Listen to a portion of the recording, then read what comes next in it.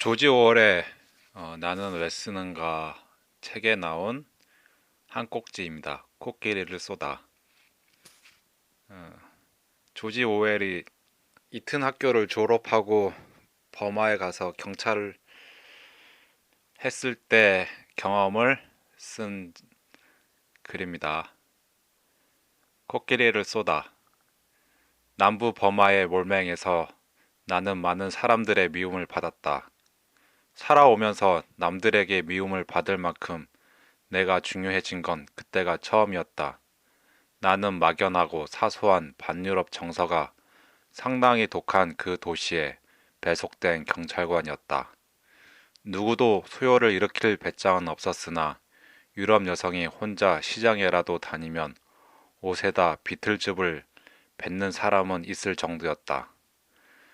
나는 경찰이라 손쉬운 표적이 되었고 안전하다 싶으면 누군가가 꼭 골탕을 먹였다. 축구장에서 날렵한 범아인이 내 발을 걸면 심판은 역시 범아인이었다. 딴 데를 쳐다봤고 관중은 포복절도를 했다. 그런 일이 한두 번이 아니었다. 결국 어디서나 마주치는 청년들의 조롱띤 노란 얼굴들은 안전할 만큼 멀어지면 야유하는 소리가 들려왔다. 내 신경을 몹시 자극했다. 특히 젊은 승려들이 제일 고약했다. 시내엔 승려가 수천 명은 있었는데 길 모퉁이에 서서 유럽인들을 조롱한 것 말고는 할 일이 없는 사람들 같았다.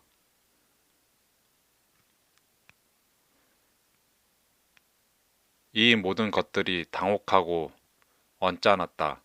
왜냐하면 그 무렵 나는 제국주의가 사악한 것이니 어서 직장을 때려치우고 그로부터 멀어질수록 좋다는 생각을 이미 하고 있었던 것이다.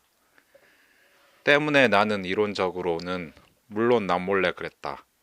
전적으로 버마인들 편이었고 그들의 압제자인 영국인들을 전적으로 적대시했다. 내가 하고 있던 일에 대해서는 내가 설명할 수 있는 그 어떤 정도보다 지독하게 혐오했다. 그런 일을 하다 보면 제국의 추악한 짓거리들을 지근거리에서 보게 된다. 악취지독한 철창에 처박혀 있는 불쌍한 죄수들, 장기 재소자들의 겁먹은 얼굴, 대나무로 매질을 당한 사람들의 터진 엉덩이, 이 모든 게 견딜 수 없는 죄책감으로 나를 짓눌렀다. 하지만 난 그럴싸한 내 나름의 관점을 전혀 갖추지 못했다. 나는 아직 어린 데다 부실한 교육을 받았고 동양에 가 있는 영국인이라면 누구나 그랬듯 내 문제를 철저히 함구한 채 혼자 해결해야 했던 것이다. 심지어 나는 대영 제국이 저물어 가고 있다는 것도 몰랐고 그것을 대체해가는 신생 제국들보다는 영국이 훨씬 낫다는 건 더더욱 몰랐다. 내가 알았던 것이라곤 섬기던 제국에 대한 나의 증오와 도무지 일을 할 수 없게 만들려던 악독하고 자그만 인간들에 대한 나의 분노 사이에 내가 끼어 있다는 사실뿐이었다.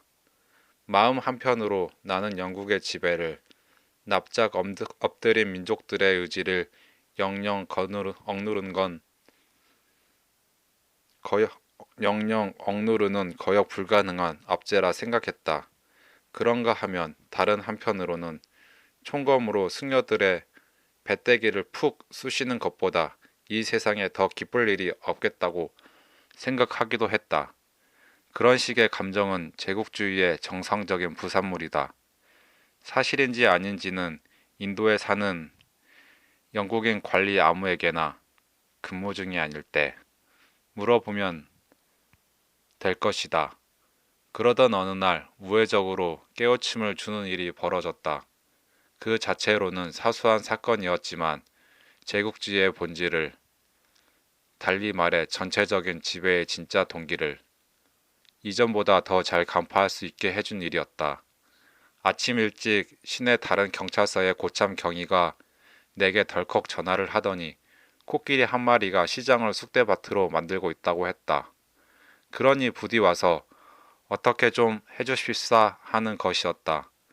나는 내가 무엇을 해줄 수 있는지 몰랐지만 무슨 일이 벌어지고 있는지 보고 싶어 조랑말에 올라타고 그곳으로 향했다. 소총도 챙겼는데 캐캐묵은 윈체스터 44 구경이라 코끼리를 잡기에는 너무 빈약했지만 그 소리는 위협용으로 쓸만하다 싶었다. 도중에 여러 범화인들이 나를 지체시키며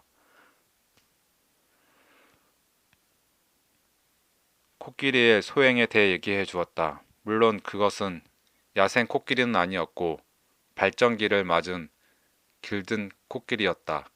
길든 코끼리가 다 그렇듯 녀석은 발전기가 닥치자 묶여 있었는데 전날 밤 사슬을 끊고 탈출한 것이었다.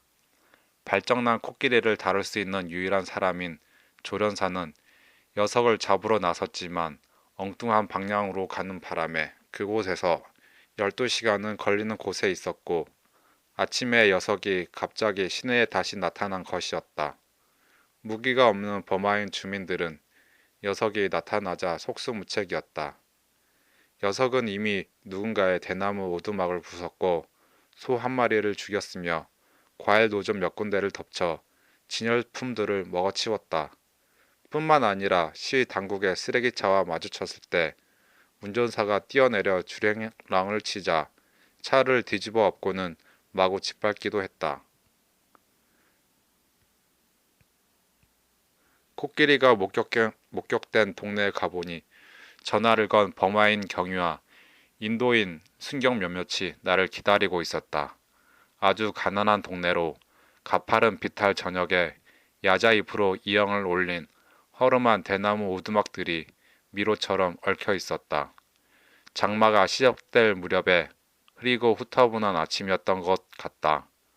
우리는 코끼리가 어디로 갔는지 사람들에게 물어보기 시작했는데 대개 그렇듯 확실한 정보를 얻는 데는 실패했다. 동양에서는 언제나 그랬다. 언제나 조금 떨어져 있으면 얘기가 분명한 것 같다가도 사건 현장에 가까워질수록 모호해지는 것이다. 코끼리가 어느 쪽으로 갔다는 사람들이 있는가 하면 다른 쪽으로 갔다고 하는 사람들이 있고 코끼리 얘긴 금시초문이라고 하는 사람들도 있었다. 내가 모든 게 다 지어낸 얘기가 아닌가 하는 쪽으로 마음을 굳혀갈 무렵 좀 떨어진 곳에서 크게 외치는 소리가 들렸다. 저리가 얘들아 당장 저리가 하는 몹시 놀라서 내지르는 소리였다. 한 노파가 손에 회초리를 들고 오두막 모퉁이를 돌아오며 발가벗은 아이들을 한 무리를 쫓고 있었다. 이어서 더 많은 여인들이 혀를 차고 탄성을 지르며 나타났다. 아이들이 봐선 안 되는 무언가가 있는 게 분명했다. 나는 그 오두막 뒤로 가 보았고 진흙탕에 뻗어있는 한 남자의 시신을 발견했다. 인도인인 그는 피부가 검은 드라비다인 쿨리로 거의 벗은 몸이었고 사망한 지 몇 분밖에 안 된 듯한 상태였다. 사람들은 코끼리가 갑자기 오두막 모퉁이를 돌아와 그를 덮치더니 코로 붙들고는 등을 밟아 진창에 쳐박아 버렸다고 했다. 우기에 질퍽질퍽한 땅에 그의 몸은 깊이 1피트에 길이 몇 야드는 되는 참호를 만들어 놓고 있었다. 그는 팔을 쭉 뻗은 채 엎드려 있었고 고개는 한쪽으로 획 틀어져 있었다. 얼굴은 진흙투성이었고 눈은 번쩍 뜨고 있었다. 이는 훤히 드러나 있는 게 견디기 힘들었을 고통을 대변해 주고 있었다. 덧붙여 말하자면 죽은 자가 평화로워 보인다는 소리는 내게 하지 마시기 바란다. 내가 본 시신들은 대부분 흉측했으니 거대한 짐승의 발굽에 의한 마찰로 그의 등껍질은 토끼 가죽 벗겨지듯 깨끗이 일어나 있었다. 나는 사망자를 보자마자 가까이 있는 친구의 집으로 전령을 보내 코끼리용 소총을 빌려오도록 했다. 조랑말은 일찌감치 돌려보냈다. 녀석이 코끼리 냄새를 맡고 두려움에 미쳐 날뛰다 날 내동댕이 치게 하고 싶지는 않았단 것이다. 전령은 몇 분 뒤에 총과 탄약통 5개를 들고 왔다. 그 사이 버마인 몇 사람이 우리한테 오더니 코끼리가 불과 몇백 야드 거리에 밭에 있다고 했다. 내가 그쪽으로 움직이지 시작하자 사실상 그 동네 인구 전체가 집에서 몰려나와 나를 따라왔다. 큰 총을 본 그들은 내가 코끼리를 쏠 거라며 모두 흥분해서 소리쳤다. 그들은 코끼리가 자기네 집을 대놓고 부술 때는 대단한 관심을 보이지 않았지만 이제 코끼리가 총에 맞을 거라고 하니 달라졌다. 영국인 군중이라도 그랬을 것처럼 이 일은 그들에게도 제법 재미있는 사건이었다. 더구나 그들에게는 고기 생각도 있었던 것이다. 나는 어딘가 마음이 편치 않았다. 우선 나는 코끼리를 쏠 생각이 없었으며 필요하면 스스로를 방어하기 위해 총을 빌려오라 했을 뿐이었다. 자기 뒤를 따라오는 군중이 있다는 건 언제나 당혹스러운 일이다. 나는 비탈 아래로 저벅저벅 걸어갔다. 총을 어깨에 걸친 데다 뒤로는 계속해서 늘기만 하는 군중이 서로 밀치며 졸졸 따라오니 내 모습은 내가 느끼기에도 바보스러웠다. 오두막들이 얽혀있는 동네를 다 벗어나 비탈 맨 아래까지 가니 자갈길이 나오고 그 너머로 진창이 된 황량한 밭이 1000야드는 펼쳐져 있었다. 아직 갈지 않은 밭은 우기가 막 시작되어 흠뻑 젖어 있었고 여기저기 거친 풀들이 자라 있었다. 코끼리는 길에서 80야드쯤 떨어진 곳에 있었고 왼쪽 옆구리를 우리 쪽으로 향하고 있었다.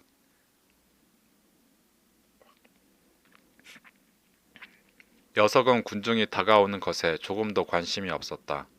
풀을 한 다발씩 뜯어 무릎에 쳐서 닦은 다음 입에 쑤셔 넣기만 하고 있었다. 나는 이미 길에 멈춰 서 있었다. 나는 코끼리를 보자마자 쏴서는 안 된다는 걸 완벽할 만큼 확실히 알았다. 멀쩡한 코끼리를 쏜다는 건 심각한 문제이며 거대하고 값진 기계 장치를 파괴하는 것에 비할 만한 일이다. 피할 수 있다면 분명히 피해야 하는 일이었다. 게다가 멀리서 보니 평화롭게 풀을 뜯는 코끼리는 소보다도 위험스러워 보이지 않았다.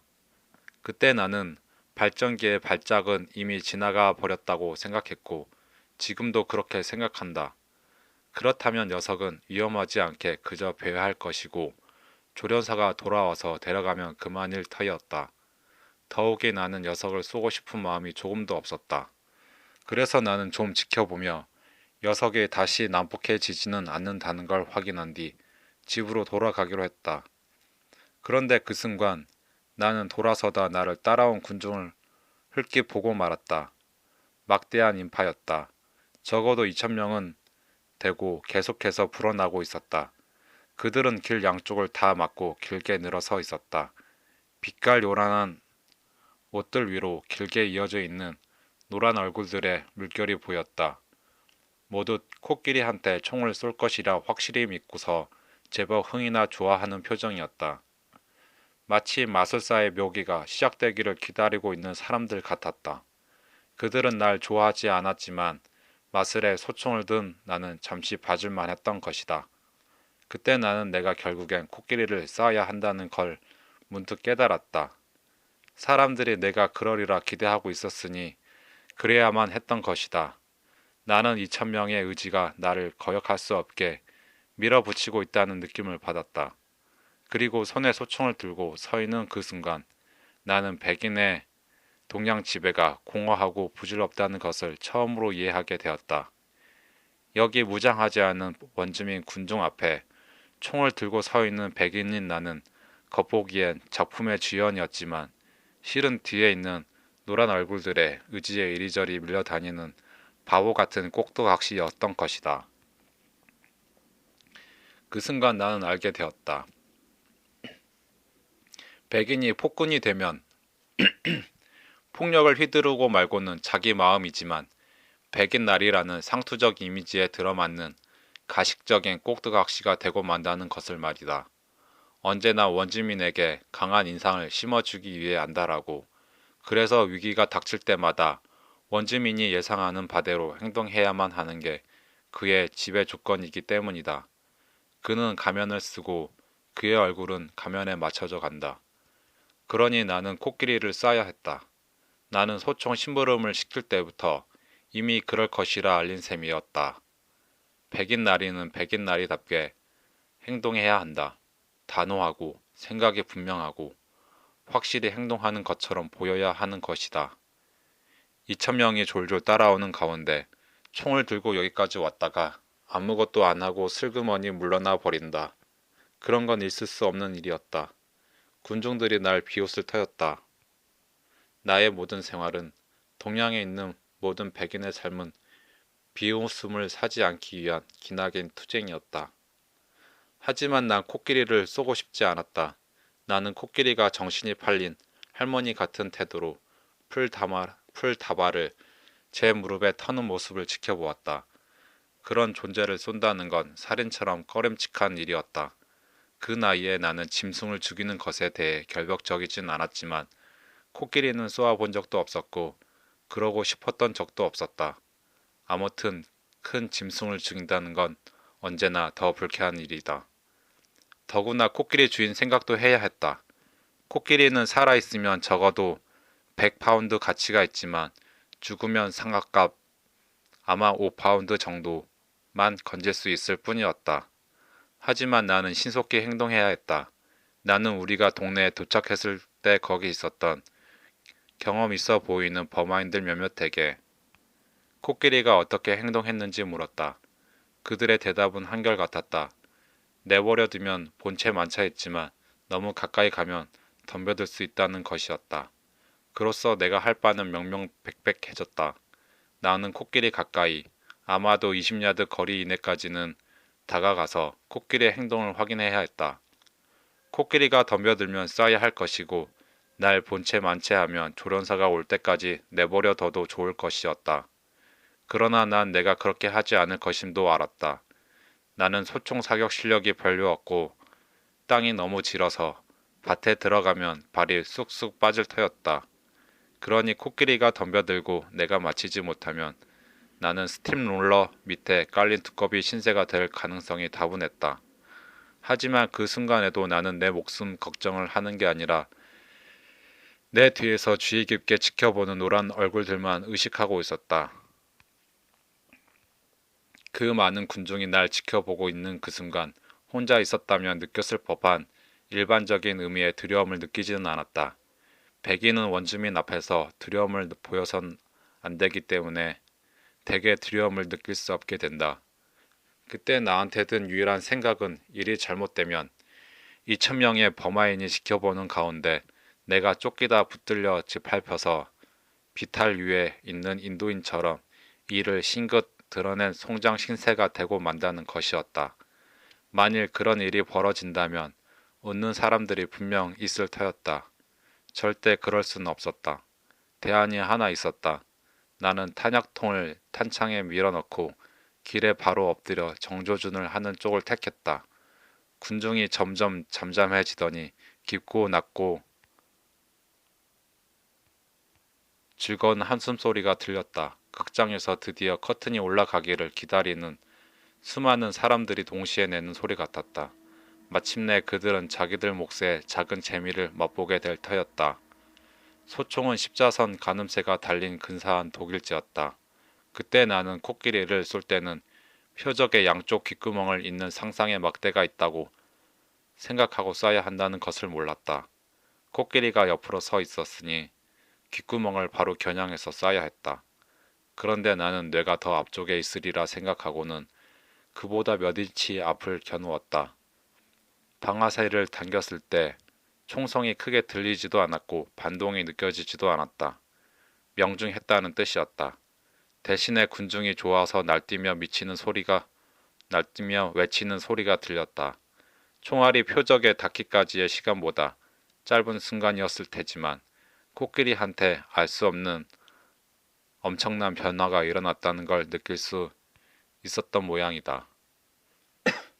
코끼리는 움직이지도 쓰러지지도 않았다. 그러나 몸의 모든 선이 변해 있었다. 당장 쓰러지진 않았어도 총탄의 엄청난 충격에 마비가 된 듯 느닷없는 일격에 몸이 오그라들고 엄청나게 늙어버린 느낌이었다. 꽤 오랜 그 상태로 있더니 아마도 5초쯤 됐을 것이다. 코끼리는 결국 풀썩 무릎을 꿇었다. 입에선 침이 흘렀다. 너무나 노쇠한 기운이 코끼리를 압도해 버린 것 같았다. 수천 년은 산 존재가 아닌가 싶을 정도였다. 나는 같은 자리에다 다시 총을 발사했다. 두 번째 일격에 코끼리는 쓰러지는 게 아니라 천천히 필사적으로 일어서더니 다리를 떨고 고개를 떨어뜨리며 겨우 몸을 폈다. 나는 세 번째 탄환을 쏘았다. 이게 결정타였다. 코끼리의 온몸이 흔들리며 마지막 남은 힘이 다리에서 빠져나가는 게 보이는 듯 했다. 코끼리는 쓰러지면서 잠시 다시 일어서는 듯 보였다. 뒷다리는 무너졌지만 코를 나무처럼 하늘로 뻗는 모습이 거대한 바위가 위로 솟구치는 듯 했다. 코끼리는 처음이자 마지막으로 트럼펫 소리 같은 울음을 토했다. 그러고는 배를 내 쪽으로 향하며 쓰러졌다. 쿵 하는 소리가 내가 엎드려 있는 땅까지 흔드는 듯 했다. 나는 일어섰다. 범아인들은 이미 나를 지나쳐 진창으로 달려가고 있었다. 코끼리가 다시 일어나지 않을 건 분명했지만 죽은 건 아니었다. 아주 규칙적으로 길게 그르렁거리며 헐떡일 때마다 거대하고 불룩한 옆구리가 고통스레 오르내렸다. 입은 해 벌려져 있어 옅은 분홍빛인 목구멍 깊은 곳이 보일 정도였다. 나는 코끼리가 죽을 때까지 오래 기다렸다. 하지만 호흡은 더 약해지지 않았다. 결국 나는 남은 두 발을 심장이 있지 싶은 부분에 발사했다. 빨간 벨벳처럼 진한 피가 쏟아져 나왔지만 그래도 죽지 않았다. 총을 맞았을 때 몸은 꿈틀하지도 않았고 고통스러운 호흡은 쉬지 않고 이어졌다. 나는 그 불쾌한 숨소리를 끝내야 한다고 생각했다.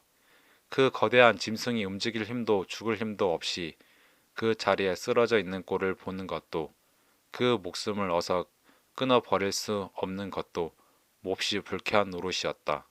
나는 내 작은 소총을 가져오라고 해서 코끼리의 심장과 목에다 한 발씩 쏘아 넣었다. 아무 효과도 없는 듯 했다.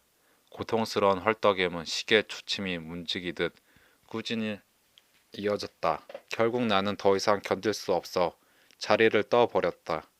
죽기까지 반 시간이 걸렸다는 이야기는 나중에 들었다. 범아인들은 내가 가기도 전부터 칼과 바구니를 들고 나타났다. 정오 무렵엔 코끼리가 거의 뼈만 남았다는 얘기도 들었다. 물론 그 코끼리 사살에 대해 왈가왈부하는 소리가 끝도 없이 이어졌다. 주인은 몹시 화를 냈지만 인도인일 뿐이니 아무것도 할 수 없었다. 더구나 나는 법적으로 정당한 행위를 한 것이었다. 미친 코끼리는 주인이 제대로 못 다스릴 경우 미친 개처럼 죽어야 했던 것이다. 유럽인들 사이에선 의견이 갈렸다. 나이 든 사람들은 내가 옳았다고 했고 젊은 사람들은 쿨리를 죽였다고 코끼리를 쏘는 건 터무니없는 짓이라고 했다. 코끼리는 그 어떤 드라비다 쿨리보다 가치가 있다는 것이었다. 그래서 나중에 나는 그 쿨리가 코끼리 때문에 죽은 걸 큰 다행으로 알게 되었다. 덕분에 나는 법적으로 정당할 수 있었고 코끼리를 쏠 핑계가 충분했던 것이다. 나는 내가 코끼리를 쏜 게 순전히 바보처럼 보이지 않으려고 한 짓이었다는 걸 알아차린 사람이 있을까 하는 생각을 종종 하곤 했다.